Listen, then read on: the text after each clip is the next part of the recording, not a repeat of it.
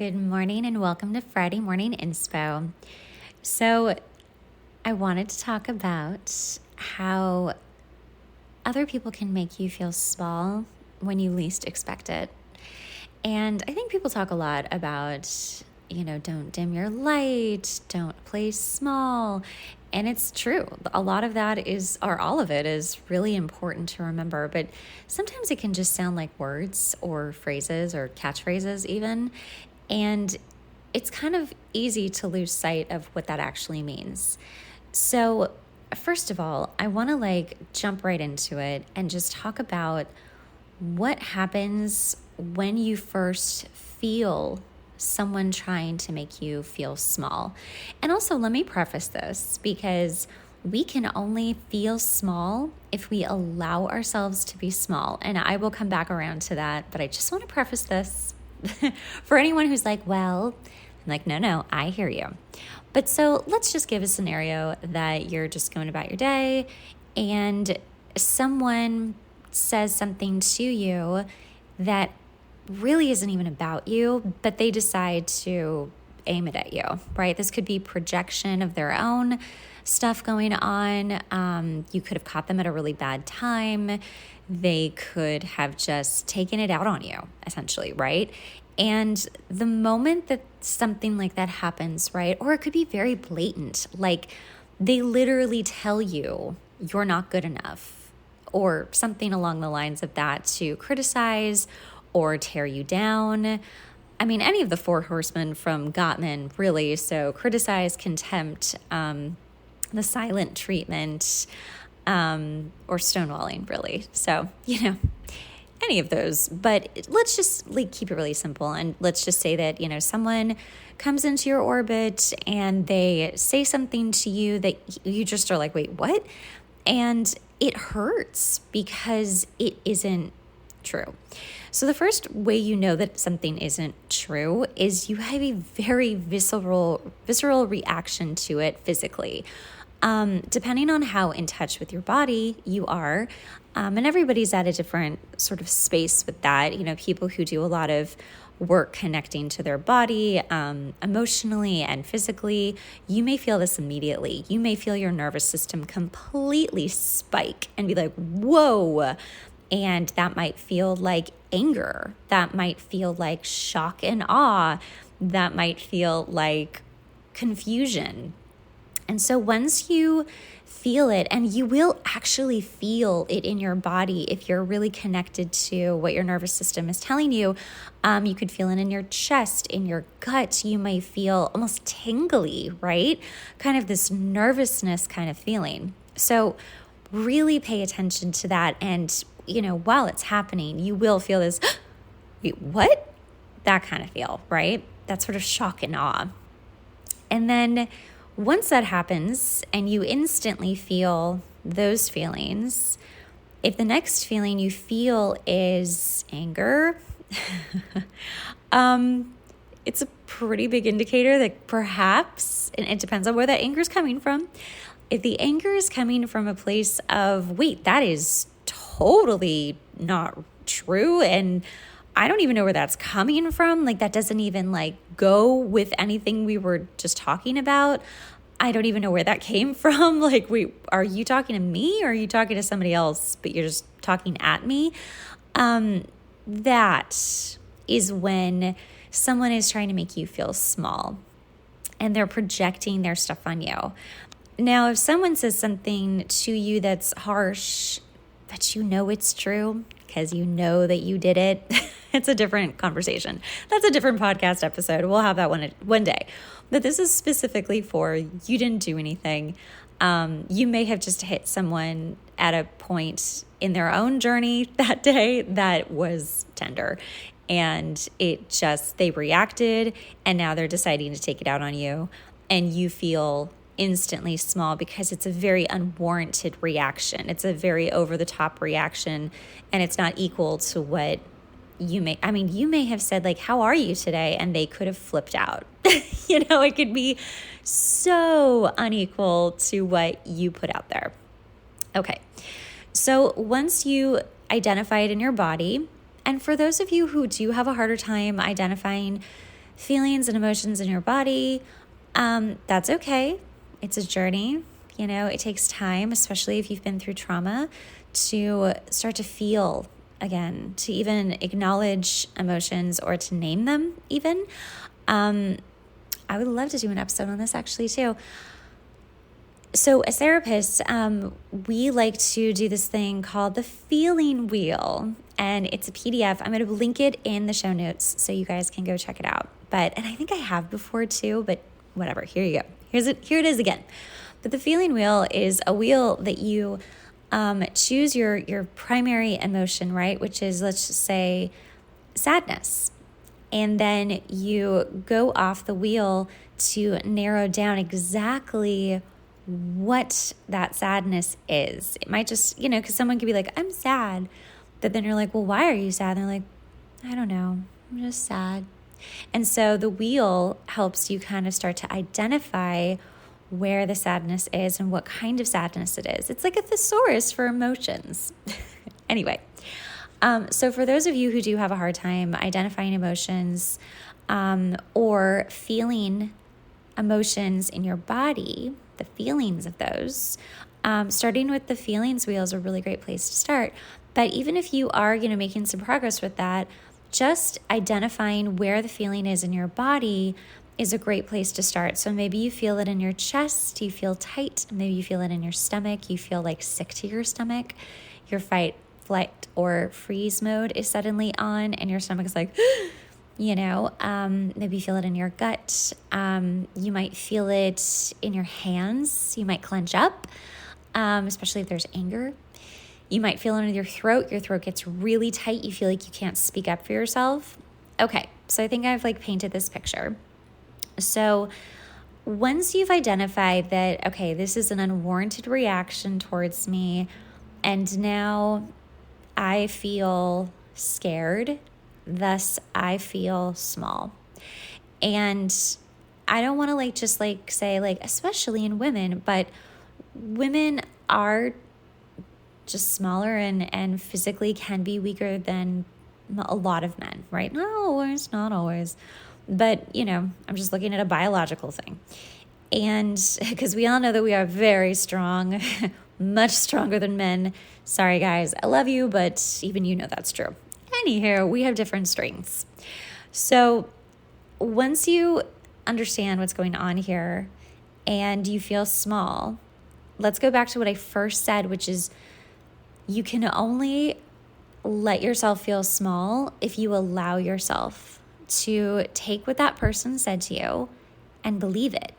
Now, you can feel hurt, you can feel angry, you can have all of these other emotions, but the moment that you allow it to make you feel small, scared, weak, inferior, and that you have no power is the moment that that's your job to start turning it around, right? Because this person who said these things to you, that's not their job. I mean, it would be nice if they'd say, sorry, I was wrong. Of course that would help.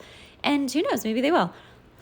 But if they don't, which we are not waiting for apologies because, that's just not how self works. You have to get it for yourself, right? It's not that you have to get your own apology, but you have to identify okay, listen, I know this isn't true. I can sense that this isn't even about me because I've looked at it and it does not seem like it's about me. I think this person's having a bad day and they probably feel comfortable enough with me that they feel that they can say these things to me. Now, if this happened to you on the subway and some jerk is like, rah, rah, rah, rah, rah, that's not personal. That's not personal. Does it hurt? Yeah. Does it make you feel angry? Yes. Does it make you feel shock and awe? Absolutely. Especially if they're scary. So, you know what I mean? But if this is someone and they just snap at you, you're like, whoa, this is not about you. This is about them. But it is up to you to suddenly start putting it in perspective and recognize, okay, listen, how I respond to this person next is very important because what I want to make sure to do is to not let the small feeling that might be kind of creeping over you right now because you feel fearful Or perhaps you've had a lot of people make you feel that you were wrong, out of control issues, power issues, and that's what this feels like. So you want to make sure that you don't give your power away to someone who is actually looking for power. And that's what they're doing. When people criticize, they're looking for power. They are looking to control and they're looking to be right. So immediately I want you to know that shock and awe feeling of, wow, this doesn't make sense. Like, none of this tracks. This is not true. I want you to understand that you're right. It's not true because you know it's not true. And you know it because your body is completely confused and doesn't understand why this is happening. Now, again, if you know why this is happening, that's a whole other conversation. Okay, we're not talking about that. So once that happens, again, how you respond to this person is very important. You want to keep it factual. You want to keep it straightforward. You don't want to start arguing with this person because they apparently are having a day, and you just want to let them figure their own stuff out. You're not their therapist or their mommy. You're just going to take yourself away from the situation, factually state. So let's just say, someone says something, they snap at you, and you're like, wow, this is not about me. Shut it down, end the conversation, say the factual thing of, let's just say they say something like, you know what? You're always late. Like, you're always making me late. And you're like, okay, well, maybe sometimes I have, but like, I didn't right now. This is definitely not my fault. And just be like, you know what? I understand that you're having some feelings right now, and I'm just going to let you be. Okay. And I'll talk to you later. Shut it down. Or just be like, you know what? Actually, no, that's it. That's it. Just acknowledge the fact of the situation. It doesn't have to be, that's not true. I'm not always late. Remember this one time and today I wasn't late. Like, we're not there to argue or defend. We're there to state a fact and say, you know what? I don't think that this conversation is a good idea right now. Especially if you are trying to get somewhere, if you can, just be like, hey, you know what? I'll meet you there. Or whatever.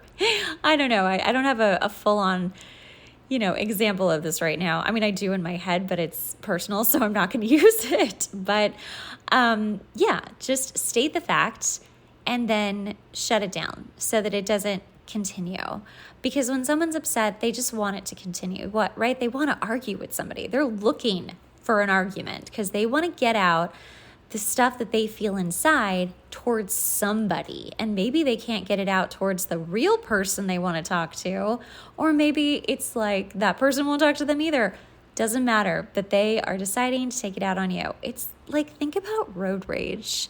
For those of you who live in cities that you drive, oh my God. People are total animals. Like, I live in LA. Road rage is always. It's never just once in a while. It's always. People are taking everything out on their driving and they're yelling at people because they don't move fast enough once the light changes. I mean, I get pissed when people are driving the speed limit. So, people are constantly taking their stuff out on others. And the moment you recognize, okay, wait, this is not about me. This was definitely unwarranted. I recognize this person's projecting. They're looking for a punching bag, and I am not going to be that punching bag. You state the fact of, hey, you know what? I've got to get going. This isn't about me, or whatever, you come up with, and you move it on. You move on. You just keep it moving. So that's how we decide to not play small. Because the moment that you start feeling small, like, gosh, that was so mean and so unfair, and I didn't deserve that. And you know what? You didn't. It's true. Have your moment to feel those feelings, right? Like, oh my God, this reminds me of this time and that person and how I've been treated like this for so long, or however you feel about it. Feel it through, right? But don't let it simmer. Give yourself the moment And by moment, I mean like, maybe you need to process for a couple hours, and maybe it really like struck you and it was really jarring and you need to process. Do it. Journal, talk to someone. Oh gosh, if you can talk to someone and like give them the scenario that is actually unbiased, it helps. I actually did that yesterday. I was like, hey, I think this was unfair and unwarranted. Can you just tell me if like there was a part of my, what part I played in this? And totally, I could see a part where I played, but also what I got as a reaction was completely unwarranted and very much not about me, it was about this person. And that's okay, because people have bad days, okay? Everyone's going through something. And that's the difference too. I know I talk a lot about, like narcissism and personality disorders on the podcast, but that is the difference between someone who's healthy and going through a hard time and snaps at you versus someone who is manipulative, controlling, may have a personality disorder like narcissism, who does this because that's how they function in life. Very different. So, you can allow grace for the person who's having a bad day. Now, does that mean that you suddenly show compassion in the moment? Like, you know what? That's up to you to feel it out. But in respect to you who's getting attacked, I feel like stopping the conversation and letting that person go cool down or do whatever they're going to do separate from you is a good idea. And then later you can ask, like, hey, are you doing okay? I feel like something might be wrong. That was kind of an unwarranted reaction, and it really was jarring for me. And watch the pattern, because that person really may be going through something, and they might, again, just feel close enough to you to start taking it out on you, and you're not anybody's punching bag. So that's how you take your power back and you help yourself from feeling small. Because the moment that you allow someone's idea of you to become truth, especially when you know it's not true. Now, I will say this about manipulative people. Sometimes, most times, they'll say something wrong about you, false about you, but there'll be this tiny little grain of truth, and that's what gets in, and that's what creates the crazy baking. Again, that's kind of another podcast too. But that's what creates the crazy making of, well, I mean, actually, sometimes I am like that. Okay, maybe this is my fault. Fuck, maybe I'm wrong. Okay, you know what? No, I am wrong. I'm going to go apologize, when it wasn't your fault. And it was an unwarranted reaction from someone because they decided to attack you. Now, that is in the manipulative kind of world, right? Like, that's in the, like, they're being manipulative on purpose. This is not someone having a bad day and snapping. Okay. So I hope this makes sense. I want everyone who listens to this to feel empowered. I want you guys to understand just how much autonomy you have and sovereignty you have and power that you have. And it's true. We only lose power when we give it away to others. And most of the time, the people that try to get our power from us are weaker than us. They want it because they don't have it. So they'll find ways to get it in childish ways. And I am not referring to children, because children are inherently selfish because they need to survive, and that's your job to help them survive. But I'm talking adults who are not dependent on you, or, in some cases actually are. But again, those are very small cases. But you are the one who gets to say no and to shut the conversation down, to not react, to be factual in your statement, to shut the conversation down, and to allow that other person to go have their bad day without you. So I hope this helps. I really hope someone listening is like, oh my God, that just happened to me. That just happened to me. And sometimes too, with very subtle instances like this, we can feel that they make us upset. But then when we play it back in our heads, we're like, well, it's not that big a deal. And I also really want to just stress that maybe it doesn't sound like a big deal, but it's the like past of having that happen to you, maybe quite a lot, depending on the person. That's what makes it a big deal, because you're like, this is not my first rodeo. I know what this is. I know what this feels like. And depending on where you're at in your healing, you may again be like, I feel powerless. I feel small. They make me feel scared to speak up. They make me feel afraid to speak my truth or to deny what they say and to tell them that they're wrong because I'm afraid of what they're going to do next. And that's a lot of why people give their power away, is because they're afraid of what the other person's going to do next. If they were that wild and they could, say those things to you, who says that they can't do more? And you don't want more because it already hurt. And it's a nice little cycle of like, ooh, I'm just going to protect myself. And it is about a balance of like, when do you protect yourself and just shut it down? Or when do you have to say something? So it's complicated and it's nuanced. So I hope that, again, this made sense and that it helps someone listening to know better what to do when this kind of situation happens. Most importantly, just understanding that shock and awe in your body, that confusion, and then it's usually, followed by anger and then sadness or hurt. When that happens and like, wait a minute, this has nothing to do with me, it doesn't. And please, please remember that you are still as powerful as you were before this happened. And you just need to protect yourself from someone who's probably having a terrible day. All right, you guys, I hope you have a wonderful week, and I will see you next week.